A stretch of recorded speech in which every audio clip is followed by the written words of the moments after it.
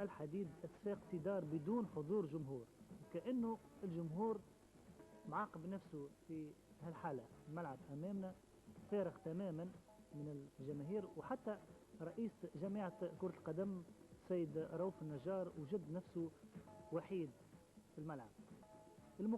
المقابلة كانت في كلمة واحدة ضعيفة جدا، وما تغركمش هاللقطات اللي تعد على الأصابع. 3 محاولات فقط خلال الشوط الأول، محاولات جدية. هذه المحاولة الأولى وعماد بن يونس يفشل، الحارس دريد يتصدى دائما للحديد الصفاقسي. المحاولة الثانية المدافع بالحول يسدد فوق المرمى بقليل. رد فعل مستقبل وادي الليل كان قوي، بوسرة يمهد إلى زميله عماد الشارني، وعماد الشارني يضيع أمامكم فرصة غريبة. نفس العملية تجيب مخالفة أثر على عرقلة هذه، والمخالفة يتصدى لها الحارس، وهي آخر لقطة جدية في هالشوط الأول.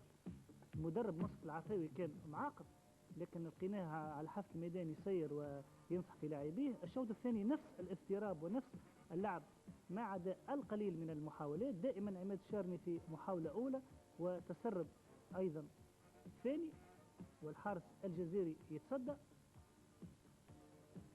رد فعل الحديد الصفاقسي كان فاتر نوعا ما، دائما المدافع بالحول يسدد والحارس الجريد يتصدى. واخر محاولة بالنسبة لمستقبل وادي الليل بين دفاع وهجوم ولعب دائما عشوائي، يعطينا فكرة على مستوى المقابلة بصفة عامة.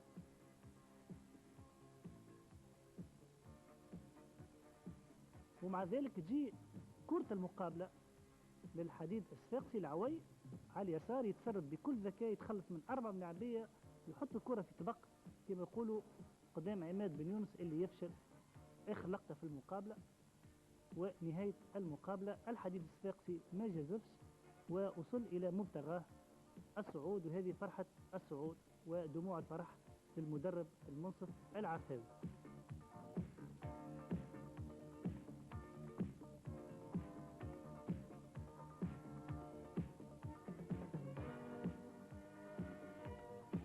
نصف مبروك الصعود هذا، شنو شعورك، شنو رايك في الموسم بصفة عامة بالنسبة للحديد الصفاقسي؟ الله يهنيك. شعوري ككل مدرب مع بقية لاعبين نتاعو جهد وتعبنا وضحينا برشا الموسم هذا، وكانت النتيجة معناها على حسب ومقدار المجهودات والتضحية اللي ضحيناها. بالطبع هذا يعني التتويج اليوم أنا شخصيا نهديه في المقام الأول للملاعبية اللي بحق يقال يستاهلوا على حسب ما عشت معهم موسم من أصعب المواسم اللي دربتها، يستاهلوا تتويج هذا نهديه لهم خصيصا. في نفس الوقت ما ننساش يقال العائلات نتاع الملاعبية اللي يساعدونا وتعبوا في بعض حالات معناها تفاجئوا حتى في الملاعبية نتاعهم. منصف بطولة القسم شرفي صارت فيها برشا تقلبات على مستوى الطليعة، وقتاش تأكدت أنت بينك وبين نفسك من الصعود؟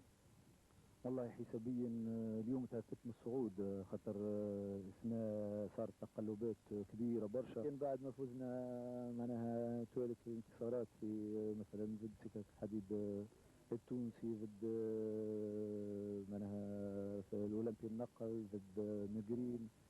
بطبيعة الحال مع الانتصارات اللي حققناها في الصفاقس بدا نقولوا احنا الصعود يبرز، لكن الحمد لله اللي توقعت نوعا ما باش نكون من الاولانيين وصار هذا. الصعود نتاعنا معناتها السنة معناتها كان عنده نكهة خاصة، خاطر معناتها عشنا ظروف صعيبة معناتها في بداية الموسم. وصلنا حتى الترتيب نتاعنا الثامن ولا السابع، وعندنا معناتها تأخير كبير على صح الطليعة وقت كان الأولمبي النقل 5 ولا 6 نقاط. ومن هنا وقتها حسينا معناتها الوضع نتاعنا وتعبنا تعب معناتها خاص معناتها اللاعبية ومدرب ومسؤولين زاد الحق ما قصروش بالمرحلة هذيك.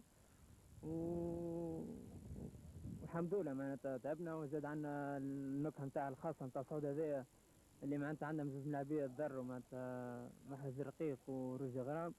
معناتها زدنا قلنا الملاعبية معناتها التضحية اللي ضحاوها هما نكملوها بها احنا. معروف هي فرحة كبيرة برشا معناها، خصوصا أن بقانا في القسم الشرفي هذا مادام كان موسم واحد، وهذا باش برنا الجميع اللي احنا فريق ما نستحقش نزول في الموسم اللي فات.